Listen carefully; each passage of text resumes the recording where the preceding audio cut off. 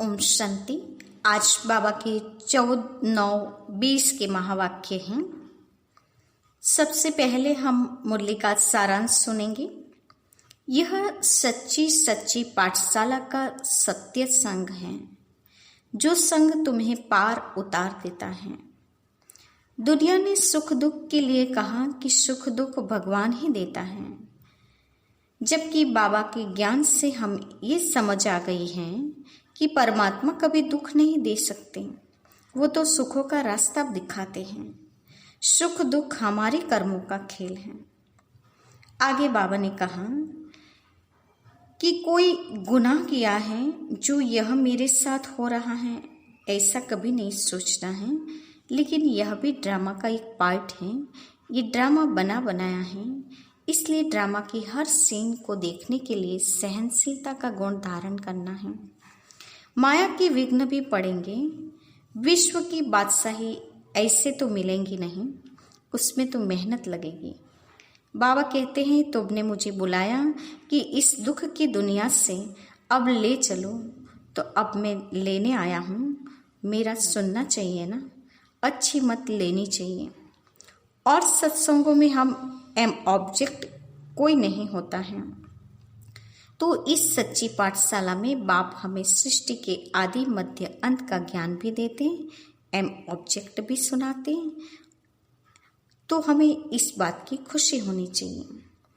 और सत्संगों में पढ़ाई नहीं होती, लेकिन यहाँ तो पढ़ाई से कमाई हो रही है। इस सत्संग में सच्चे सतगुरु के द्वारा मुक्ति और जीवन मुक्ति के द्वार खुल रहे हैं। और अंत में बाबा ने कहा, हाथों से कर्म करो, लेकिन बुद्धि से बाप को याद करो। और ड्रामा के राज को समझने के लिए विशाल बुद्धि बनानी है, तब ड्रामा के सूक्ष्म रहस्य को, राज को समझ सकेंगे। अब हम मुरली की शुरुआत करते हैं। मीठे बच्चे, तुम अभी सच्ची सच्ची पाठशाला में बैठे हो। यह सत्संग भी है। यहाँ तुम्हें सत बाप का संग मिला है, जो पार लगा देता है। आज का प्रश्न है, हिसाब किताब के खेल में मनुष्यों की समझ और तुम्हारी समझ में कौन सा अंतर है? हिसाब किताब के खेल में मनुष्यों की समझ और तुम्हारी समझ में कौन सा अंतर है? उत्तर है, मनुष्य समझते हैं यह जो दुख सुख का खेल चलता है, यह दुख सुख सब परमात्मा ही देते हैं। और तुम बच्चे समझते हो कि यह हर एक के कर्मों का हिसाब का खेल है। बाप किसी को भी दुख नहीं देते, वह तो आते ही है सुखों का रास्ता बताने। बाबा कहते हैं, बच्चे, मैंने किसी को भी दुखी नहीं किया है, यह तो तुम्हारे ही कर्मों का फल है। आज का गीत है, इस पाप की दुनिया से दूर कहीं तो ले चल ले चल। ओम शांति। मीठे मीठे रूहानी बच्चों ने गीत सुना। किसको पुकारते हैं? बाप को। बाबा आकर इस पाप की कलयुगी दुनिया से सतयुगी पुण्य की दुनिया में ले चलो। अभी जीव आत्माएं सब कलयुगी हैं, उन्हों की बुद्धि ऊपर जाती है। बाप कहते हैं, मैं जो हूँ, जैसा हूँ, ऐसा कोई नहीं जानते। ऋषि मुनि आदि भी कहते हैं, हम रचयिता मालिक अर्थात बेहद के बाप और उनकी बेहद की रचना के आदि मध्य अंत को नहीं जानते हैं। आत्माएं जहाँ रहती हैं, वह है ब्रह्म महातत्व, जहाँ सूर्य चांद नहीं होते हैं, न मूल वतन न सूक्ष्म वतन में। बाकी इस मांडवे में तो बिजलियां आदि सब चाहिए ना, तो इस मांडवे को बिजली मिलती है। रात को चांद सितारे, दिन में सूर्य, यह है बत्तियां। इन बत्तियों के होते हुए भी अंधियारा कहा जाता है। रात को तो फिर भी बत्ती जलानी पड़ती है। सतयुग त्रेता को कहा जाता है दिन, और भक्ति मार्ग को कहा जाता है रात। यह भी समझ की बात है। नई दुनिया सो फिर पुरानी जरूर बनेगी, फिर नई होगी तो पुरानी का जरूर विनाश होगा। यह है बेहद की दुनिया। मकान भी कोई बहुत बड़े बड़े होते हैं, राजाओं आदि के। यह है बेहद का घर, मांडवा अथवा स्टेज। इनको कर्म क्षेत्र भी कहा जाता है। कर्म तो जरूर करना होता है। सब मनुष्यों के लिए यह कर्म क्षेत्र है। सबको कर्म करना ही है, पार्ट बजाना ही है। पार्ट हर एक आत्माओं को पहले से मिला हुआ है। तुम्हारे में भी कोई है जो इन बातों को अच्छी रीति से समझ सकते हैं। वास्तव में यह गीता पाठशाला है। पाठशाला में कभी बूढ़े आदि पढ़ते हैं क्या? यहाँ तो बूढ़े जवान आदि सब पढ़ते हैं। वेदों की पाठशाला नहीं कहेंगे। वहाँ कोई भी एम ऑब्जेक्ट होती नहीं है। हम इतने वेद शास्त्र आदि पढ़ते हैं, इनसे क्या बनेंगे वह जानते नहीं। कोई भी जो सत्संग है, एम ऑब्जेक्ट कुछ नहीं है। अब तो उनको सत्संग कहने से लज्जा आती है। सत तो एक बाप ही है, जिसके लिए कहा जाता है संग तारे कुसंग बोरे। कुसंग कलयुगी मनुष्य का, सत का संग तो एक ही है। अभी तुमको वंडर लगता है। सारे सृष्टि के आदि मध्य अंत का ज्ञान कैसे बाप देते हैं। तुमको तो खुशी होनी चाहिए।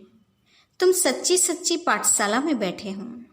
बाकी सब है झूठी पाठशालाएं। उन सत्संगों आदि से कुछ भी बनकर निकलते नहीं। स्कूल कॉलेज आदि से फिर भी कुछ बनकर निकलते हैं, क्योंकि वहाँ पढ़ते हैं। बाकी कहाँ भी पढ़ाई नहीं है। सत्संग को पढ़ाई नहीं कहेंगे। शास्त्र आदि तो पढ़कर फिर दुकान खोल बैठते हैं, पैसा कमाते हैं। ग्रंथ थोड़ा सीख कर गुरुद्वारा खोल बैठ जाते हैं। गुरुद्वारे भी कितने खोलते हैं। गुरु का द्वार अर्थात घर कहेंगे ना, फाटक खुलता है, वहां जाकर शास्त्र आदि पढ़ते हैं। तुम्हारा गुरुद्वारा है मुक्ति और जीवन मुक्ति धाम, सतगुरुद्वारा। सतगुरु का नाम क्या है? अकाल मूर्त। सतगुरु को अकाल मूर्त कहेंगे। वह आकर मुक्ति और जीवन मुक्ति का द्वार खोलते हैं। अकाल मूर्त है ना, जिसको काल भी खा नहीं सकता। आत्मा है ही बिंदी, उनको काल कैसे खाएगा? वह आत्मा तो शरीर छोड़कर भाग जाती है। मनुष्य समझते थोड़े ही हैं कि एक पुराना शरीर छोड़ फिर जाए दूसरा लेगी, फिर इसमें रोने की क्या दरकार है? ये तुम जानते हो, ड्रामा अनादि बना हुआ है। हर एक को पार्ट बजाना ही है। बाप ने समझाया है, सतयुग में है नष्ट मोहा। मोह जीत की भी कहानी है ना। पंडित लोग सुनाते हैं, माताएं भी सुन सुनकर फिर ग्रंथ रख बैठ जाते हैं सुनाने के लिए। बहुत मनुष्य जाकर सुनते हैं। उनको कहा जाता है कंडरस। ड्रामा प्लेन अनुसार मनुष्य तो कहेंगे हमारा दोष क्या है। बाप कहते हैं तुम हमको बुलाते हो कि दुख की दुनिया से ले चलो। अब मैं आया हूं तो मेरा सुनना चाहिए ना। बाप बच्चों को बैठ समझाते हैं। अच्छी मत मिलती है तो वह लेनी जरूर चाहिए ना। तुम्हारा भी कोई दोष नहीं है। ये भी ड्रामा था। राम राज्य रावण राज्य का खेल बना हुआ है। खेल में कोई हार जाते हैं तो उनका दोष थोड़े ही है। जीत और हार होती है, इसमें लड़ाई की बात नहीं। तुमको बादशाही थी, यह भी आगे तुमको मालूम नहीं था। अभी तुम समझते हो जो सर्विसेबल हैं, जिसका नाम बाला है। बाबा ने कहा जो सर्विसेबल हैं उनका नाम बाला है। दिल्ली में सबसे नामी ग्रामी समझाने वाला कौन है? तो जट नाम लेंगे जगदीश का। तुम्हारे लिए मैगजीन भी निकालते हैं, उसमें सब कुछ आ जाता है। अनेक प्रकार के पॉइंट्स लिखते हैं। ब्रजमहन भी लिखते हैं। लिखना कोई मासी का घर थोड़ी है। जरूर विचार सागर मंथन करते हैं, अच्छी सर्विस करते हैं। कितने लोग पढ़कर खुश होते हैं। बच्चों को भी रिफ्रेशमेंट मिलती है। कोई कोई प्रदर्शनी में बहुत माथा मारते हैं, कोई कोई कर्म बंधन में फंसे हुए हैं, इसलिए इतना उठा नहीं सकते हैं। यह भी कहेंगे ड्रामा अबलाओं पर भी अत्याचार होने का ड्रामा में पार्ट है। ऐसा पार्ट क्यों बजाया? यह प्रश्न ही नहीं उठता। यह तो अनादि बना बनाया ड्रामा है, उनको कुछ कर थोड़े ही सकते हैं। बाबा ने कहा ड्रामा में कुछ ऊपर नीचे कर थोड़ी सकते हैं, ये ड्रामा है। कोई कहते हैं हमने गुनाह क्या किया जो ऐसा पार्ट रखा है। अब गुनाह की तो बात ही नहीं है, यह तो पार्ट है। आत्मा ही कोई तो निमित्त बनेगी जिस पर सितम होंगे। ऐसे तो फिर सब कहेंगे हमको यह पार्ट क्यों। लेकिन नहीं, यह बना बनाया ड्रामा है। पुरुषों पर भी अत्याचार होते हैं। इन बातों में सहनशीलता कितनी रखनी पड़ती है। बहुत सहनशीलता चाहिए। माया के विघ्न तो बहुत पड़ेंगे। विश्व की बादशाही लेते हो तो कुछ मेहनत भी करनी पड़े। ड्रामा में आपदाएं, खिटपीट आदि कितनी हैं। अबलाओं पर अत्याचार लिखा हुआ है। रक्त की नदियां भी बहेगी, कहाँ भी सेफ्टी नहीं रहेगी। अभी तो सुबह को क्लास आदि में जाते हो सेंटर्स पर, वह भी समय आएगा जो तुम बाहर नहीं निकल सकेंगे। दिन प्रतिदिन जमाना बिगड़ता जाता है और बिगड़ना ही है। दुख के दिन बहुत जोर से आएंगे। बीमारी आदि में दुख होता है तो फिर भगवान को याद करके पुकारते हैं। अभी तुमको मालूम है बाकी थोड़े दिन हैं, फिर हम अपने शांतिधाम सुखधाम जरूर जाएंगे। दुनिया को तो यह भी पता नहीं है। अभी तुम बच्चे फील करते हो ना। अभी बाप को पूरी रीति जान गए हैं। वह सब तो समझते हैं परमात्मा लिंग है। शिवलिंग की पूजा भी करते हैं। तुम शिव के मंदिर में जाते थे, कभी यह ख्याल किया कि शिवलिंग क्या चीज है? जरूर यह जड़ है तो चैतन्य भी होगा। यह तब क्या है? भगवान तो रचता के है ऊपर में, उनकी निशानी है सिर्फ पूजा के लिए। बाबा ने कहा शिवलिंग का बड़ा रूप पूजा के लिए रखा है तो जरूर वो चैतन्य में ऊपर रहता है। पूज्य होंगे तो फिर यह चीजें नहीं होगी। शिव काशी के मंदिर में जाते हैं, किसको पता थोड़ी है भगवान निराकार है। हम भी उनके बच्चे हैं। बाप के बच्चे होकर फिर हम दुखी क्यों हैं? विचार करने की बात है ना। आत्मा कहते हैं हम परमात्मा के संतान हैं, फिर हम दुखी क्यों हैं? बाप तो है ही सुख देने वाला। बुलाते भी हैं, हे भगवान हमारे दुख मिटाओ। वह कैसे मिटाएं? दुख सुख यह तो अपने कर्मों का हिसाब है, अपने कर्मों का फल है। मनुष्य समझते हैं सुख का एवजा सुख और दुख का एवजा दुख परमात्मा ही देते हैं, उन पर रख देते हैं। अब बाप कहते हैं मैं कभी दुख नहीं देता हूँ, मैं तो आधा कल के लिए सुख देकर जाता हूँ। यह फिर सुख और दुख का खेल बना हुआ है। सिर्फ सुख का ही खेल होता है, फिर तो यह भक्ति आदि कुछ न हो। भगवान से मिलने के लिए यह भक्ति आदि सब करते हैं ना। अब बाप बैठ सारा समाचार सुनाते हैं। बाप कहते हैं तुम कितने भाग्यशाली हो। उन ऋषि मुनियों आदि का कितना नाम है। तुम हो राज ऋषि, वह है हठयोग ऋषि। ऋषि अर्थात पवित्र। तुम स्वर्ग के राजा बनते हो तो पवित्र जरूर बनना पड़े। सतयुग त्रेता में जिनका राज्य था उनका ही फिर होगा, बाकी सब पीछे आएंगे। तुम अभी कहते हो हम श्रीमत पर अपना राज्य स्थापन कर रहे हैं। पुरानी दुनिया का विनाश होने में भी समय तो लगेगा ना। सतयुग आना है, कलयुग जाना है। कितनी बड़ी दुनिया है। एक एक शहर मनुष्यों से कितना भरा हुआ है। धनवान आदमी कितना दुनिया का चक्र लगाते हैं, परंतु यहाँ सारी दुनिया को कोई देख न सके। हाँ, सतयुग में देख सकते हैं, क्योंकि सतयुग में है ही एक राज्य। इतने थोड़े राजाएं होंगे। यहाँ तो देखो कितनी बड़ी दुनिया है। इतनी बड़ी दुनिया का चक्र कौन लगाए? वहाँ तुमको समुद्र में जाने का नहीं है। वहाँ शिलोन बर्मा आदि होंगे।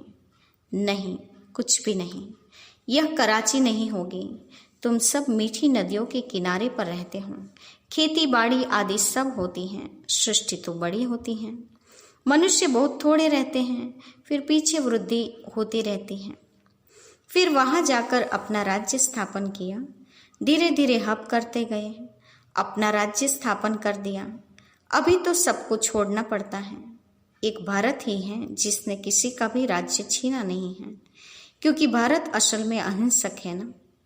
भारत ही सारी दुनिया का मालिक था और सब पीछे आए हैं जो टुकड़े टुकड़े लेते गए। तुमने कोई को हब नहीं किया है, अंग्रेजों ने हब कर लिया है। तुम भारतवासियों को तो बाप विश्व का मालिक बनाते हैं। तुम कहाँ गए, थोड़े ही हो। तुम बच्चों की बुद्धि में यह सारी बातें हैं। बूढ़ी माताएं तो इतना सब समझ न सके तो बाप कहते हैं अच्छा है जो तुम कुछ भी पढ़ी नहीं हो। पढ़ा हुआ सब बुद्धि से निकालना पड़ता है। एक बात सिर्फ धारण करनी है, मीठे मीठे बच्चे बाप को याद करो। तुम कहते भी थे ना बाबा आप आएंगे तो हम वारे जाएंगे, कुर्बान जाएंगे। तुम्हें फिर हमारे पर कुर्बान जाना है। लेन देन होती है ना। शादी के टाइम स्त्री पुरुष एक दो के हाथ में नमक देते हैं। बाप को भी कहते हैं हम पुराना सब कुछ आपको देते हैं। मरना तो है, यह सब खत्म होना है। आप हमको फिर नई दुनिया में देना। बाप आते ही हैं सबको ले जाने। काल है ना।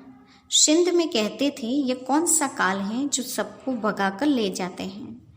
तुम बच्चे तो खुश होते हो, बाप आते ही है ले जाने। हम तो खुशी से अपने घर जाएंगे। सहन भी करना पड़ता है। अच्छे अच्छे बड़े बड़े घर की माताएं मारे खाती हैं। तुम सच्ची कमाई करते हो।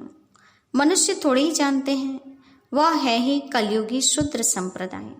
तुम हो संगम युगी पुरुषोत्तम बन रहे हो। जानते हो पहले नंबर में पुरुषोत्तम यह लक्ष्मी नारायण है ना। फिर डिग्री कम होती जाएगी, ऊपर से नीचे आते रहेंगे, फिर आहिस्ते आहिस्ते गिरते रहेंगे। इस समय सब गिर चुके हैं। झाड़ पुराना हो चुका है, तन सड़ गया है। अब फिर स्थापना होती है, फाउंडेशन लगता है ना। कलम कितना छोटा होता है, फिर उनको कितना बड़ा झाड़ बढ़ जाता है। यह भी झाड़ है। सतयुग में बहुत छोटा झाड़ होता है, अब कितना बड़ा झाड़ है। वैरायटी फूल कितने हैं मनुष्य सृष्टि के। एक ही झाड़ में कितनी वैरायटी है। अनेक वैरायटी धर्मों का झाड़ है मनुष्यों का। एक सूरत न मिले दूसरे से। बना बनाया ड्रामा है ना। एक जैसा पार्ट कोई का हो नहीं सकता। इनको कहा ही जाता है कुदरती बना बनाया बेहद का ड्रामा। इनमें भी बनावट बहुत है। जो चीज रियल होती है वह खत्म भी होती है। फिर 5000 वर्ष के बाद रियलिटी में आएंगे। चित्र आदि भी कोई रियल बने हुए थोड़े ही हैं। ब्रह्मा की भी सकल बुद्धि में रखो। एक शिव बाबा, दूसरा न कोई। यह आत्मा ने कहा बाबा हम आपको ही याद करेंगे। यह तो सहज है ना। हाथों में कर्म करते रहो और बुद्धि से बाप को याद करते रहो। अच्छा, मीठी मीठी सिकिलते बच्चों के प्रति माता पिता बाप दादा का याद प्यार और गुड मॉर्निंग। रूहानी बाप की रूहानी बच्चों को नमस्ते। हम रूहानी बच्चों की रूहानी माता पिता बाप दादा को याद प्यार और नमस्ते। पूरी मुरली का धारणा युक्त मुख्य सार। पहले पॉइंट, सहनशीलता का गुण धारण कर माया के विघ्नों में पास होना है। अनेक आपदाएं आएंगी, अत्याचार होंगे। ऐसे समय पर सहन करने बाप को याद करते रहना है। सच्ची कमाई करनी है। दूसरे पॉइंट, विशाल बुद्धि बन इस बने बनाए ड्रामा को अच्छी रीति समझना है। ये कुदरती ड्रामा बना हुआ है, इसलिए प्रश्न उठ नहीं सकता। बाप जो अच्छी मत देते हैं उस पर चलते रहना है।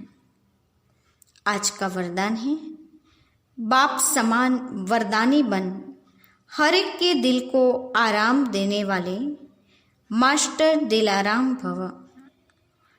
बाप समान वरदानी बन हर एक के दिल को आराम देने वाले मास्टर दिलाराम भव।